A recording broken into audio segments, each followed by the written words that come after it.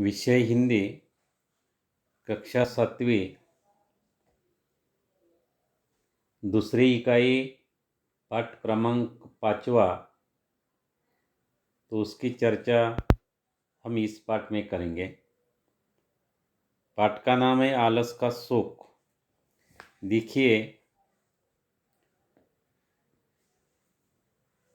आलस मानव प्रगति में बाधक है और इसलिए आलसी लोग कृतिशील बनने के लिए प्रयास करना चाहिए। और जब प्रयास करेंगे तो आलसी लोग कृतिशील बनेंगे और देश का विकास हो जाएगा। इस पाठ में जो आलसी लोग हैं वह सुखी होते हैं। सुख के अलग अलग कारण हैं, लेकिन प्राचीन काल में इतिहास हम देखेंगे तो प्राचीन काल में लोग ज़्यादा परिश्रम करते थे और उनकी वजह से आलसी लोग कम थे। और जो लोग परिश्रम करते वह सफल होते हैं और जीवन के जितने भी सुख चाहिए, जितने सुखों की वह ज़रूरत है, उन्हें मिल जाते थे। वह जीवन में सफल बन जाते थे। तो इसलिए इस पाठ में आलसी लोगों के बारे में चर्चा करनी है। वह जीवन में क्या प्राप्त कराते हैं और आलसी लोग कैसे होते हैं, जीवन में क्या बदलाव होनी चाहिए। आलस सचमुच विकास के लिए सही या गलत है, उनकी चर्चा इस पाठ में हम करने वाले हैं। लेकिन उसके पहले प्रगट वाचन करना है। उसके बाद बच्चों ने मौन वाचन करना है। कुछ कठिन शब्द आए हैं, वह भी हमें देखने हैं। तो देखिए, हम पहले प्रगट वाचन करेंगे पहले पन्ने का। प्राचीन काल से ही लोग परिश्रम को महत्व देते हैं। परिश्रमी और सफल लोगों का सम्मान करते हैं। वे कभी आलसी लोगों पर विशेष ध्यान ही नहीं देते। समाज में आलस को सामाजिक और व्यक्तिगत बुराई माना जाता रहा है। जो सोवत है वह खोवत है, जो जागत है वह पावत है। जैसी कहावतों के माध्यम से आलसी लोगों को धमकाने और आलस्य कुतो विद्या जैसे श्लोकों के जरिए उनके सामाजिक रूप से जलील करने, ताने कसने के प्रयास अंतरकाल से जारी है। फिर भी उसके कान पर जो तक नहीं रेंगती। ये जो आलसी है सर्वव्यापी है। वे आपको पूर्व पश्चिम उत्तर दक्षिण सब जगह मिल जाएंगे। अपने संसार माध्यमों के चैनलों को ही देख लीजिए। आज तक आलस और आलसियों के वजूद सेट मैक्स चैनल पर सूर्यवंशम फिल्म की तरह जस या तस बना हुआ है, जो ये दर्शाता गया है कि बुराई का विरोध करने से वह ज़्यादा बढ़ती है। इसलिए बुराइयों को कोसे नहीं बल्कि प्यार से पाले पोसे और बड़ा होने पर उनके हाथ पीले और लाल करके घर से विदा कर दे, पुनः वापस न आने दें। दरअसल हर युग में अवतारित हुए ज़रूरत से ज़्यादा लेकिन आवश्यकताओं से कम शहाने लोग इस बात को समझने में नाकाम रहे हैं। आलस कोई दुर्गुण नहीं है, बल्कि ये तो दुनियादारी और मोह माया से मोह मोड़ लेने का एक आसान आध्यात्मिक तरीका है, जिसमें व्यक्ति बिना किसी को तकलीफ दिए, बिना किसी गिव या टेक से सारे प्रलोभनों को ओवरटेक करके 6 लेन वाले मोक्ष मार्ग पर बिना कोई टोल टैक्स दिए अपनी गाड़ी और कल्पनाओं को घोड़े दौड़ा सकता है। न ही लगे न फिटकरी, सब रंग चोखा ही चोखा। जिस दिन जालिम दुनिया से समझ लेगी कि उसी दिन सारी समस्या बेईमानों को ईमानदारी की तरह छो मंतर हो जाएगी। लेकिन ऐसा लगता है न नौ मन तेल होगा, न राधा नाचेगी। आलसी लोगों को चाहे कोई कितना भी भला बुरा क्यों न कहे, लेकिन वह उसका कभी बुरा नहीं मानते। वे समझदार और भले लोग हैं। वे जानते हैं कि बुरा मानने से बाद गुस्सा उपजता है, जो कि वह झगड़े और कलह और सुलह का रास्ता काफ़ी दुर्गम होता है, को जन्म देता है। लोग एक दूसरे को मुंह देखना पसंद नहीं करते, जिसमें रिश्तों में दरार आने की संभावना रहती है और इस दरार को रोकने के लिए वह खंजवा सीमेंट की तरह काम करती है। टीवी विज्ञापनों में कई सीमेंट में जान बताई जाती है। कुछ लोग जितने नासमझ होते हैं वह विज्ञानों पर भरोसा कर लेते हैं। तो देखिए, यहाँ तक हमने प्रगट वाचन किया है, उसमें कई कठिन शब्द आए हैं, उनकी भी चर्चा करेंगे। पहला शब्द है वजूद, अस्तित्व, जालिम जुल्म करने वाला, तबके, वर्ग, मुहावरे कुछ है, जलील करना, अपमानित करना, ताना कसना, व्यंग करना, कान पर जो तक न रेंगना, कुछ भी प्रभाव न पड़ना। कहावतें है, न नौ मन तेल होगा, न राधा नाचेगी, न बड़ा प्रबंध होगा, न बड़ा कार्य होगा, वह गलत सोच, काबिल, योग्य। तो देखिए, पहले पन्ने में जो बातें की गई उनकी चर्चा हम करेंगे। तो प्राचीन काल में लोग परिश्रम करते थे, परिश्रम को ज़्यादा महत्व देते थे, परिश्रम की वजह से सफल होते थे। लेकिन आलसी लोग होते उस पर ज़्यादा ध्यान नहीं देते, परिश्रम ज़्यादा नहीं करते। समाज में जो आलस को सामाजिक और व्यक्तिगत बुराई माना जाता है। लोग कहते हैं जो सोवत है वो खोवत है, जो ज़्यादा सोता है वो बहुत सारा जीवन खो भी दे देता है, जो जागत है वो पावत है प्राप्त करता है। मतलब हमेशा जागरूक रहना चाहिए, समय पर, हर समय पर काम करना चाहिए। समय पर जो काम करता है वही सफल होता है। यह सब ज्ञानी लोग कहते हैं, परिश्रम करने वाले लोग कहते हैं। उसके लिए बहुत सारे जो परिश्रम करने वाले लोग हैं वह आलसी लोगों को धमकाते हैं, उसकी निंदा करते हैं। उन्हें परिश्रम करने वालों को विद्या का ज्ञान होता है। उसके बाद जो आलसी लोग होते हैं उन्हें जलील करते, कभी ताना मारते, अनंत काल से चलता आ रहा है। लेकिन फिर भी जो आलसी लोग हैं कान पर जू तक नहीं रेंगते।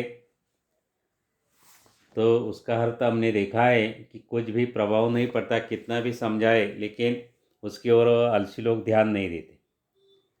आलसी लोग हम देखें तो सर्वव्यापी है, उत्तर में है, दक्षिण में है, पूर्व में है, पश्चिम में, सब जगह पाए जाते हैं। इतना नहीं, हम देखते हैं कि चैनल पर भी आलसी लोगों को बहुत सारे कार्यक्रम होते हैं। सेट मैक्स चैनल पर सूर्यवंशम फिल्म भी बनी थी, उस पर भी आलसी लोगों के बारे में बहुत सारी जानकारी दी थी।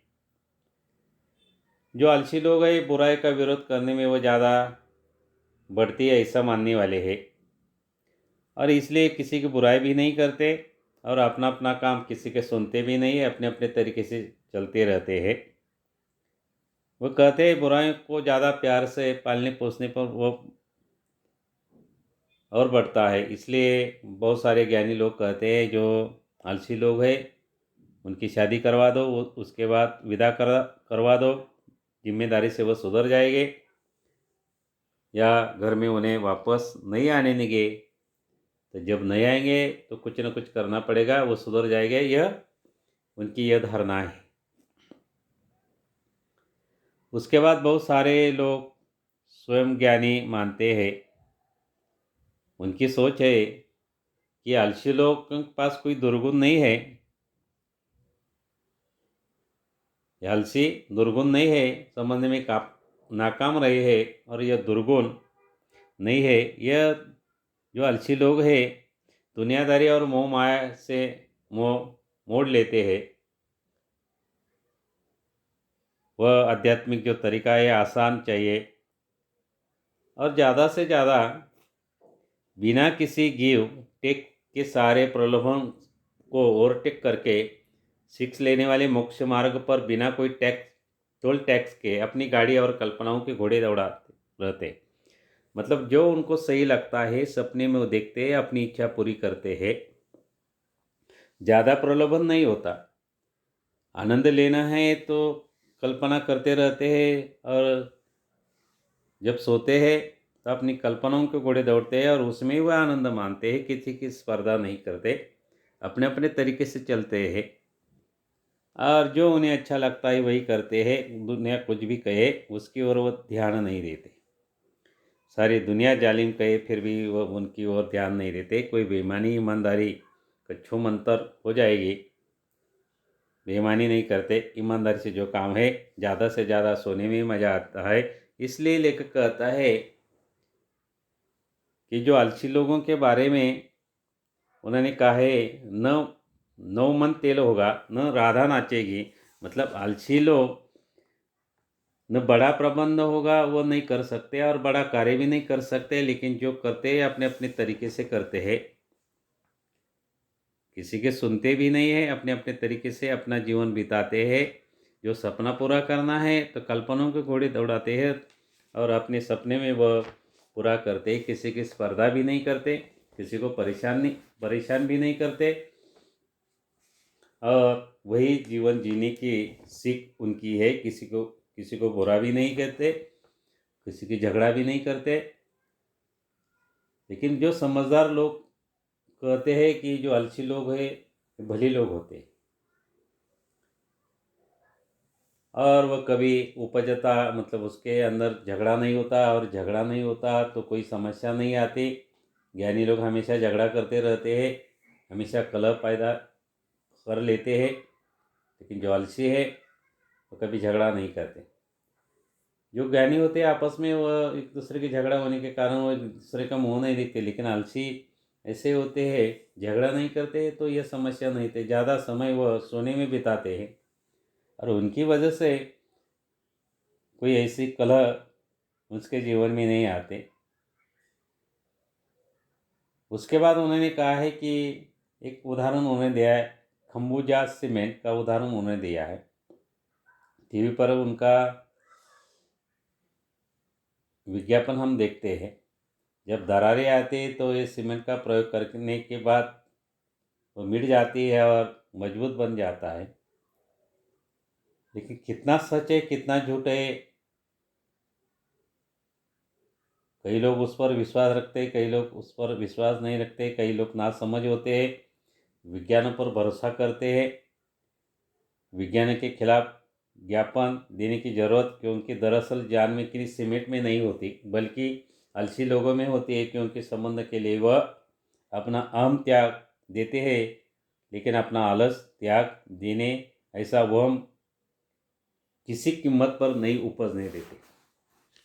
तो देखिए, जो आलसी है उनकी यह गलत सोच होती है कि जैसा सीमेंट काम करता है, दरारें ख़त्म करता है, वैसे हम सोने के बाद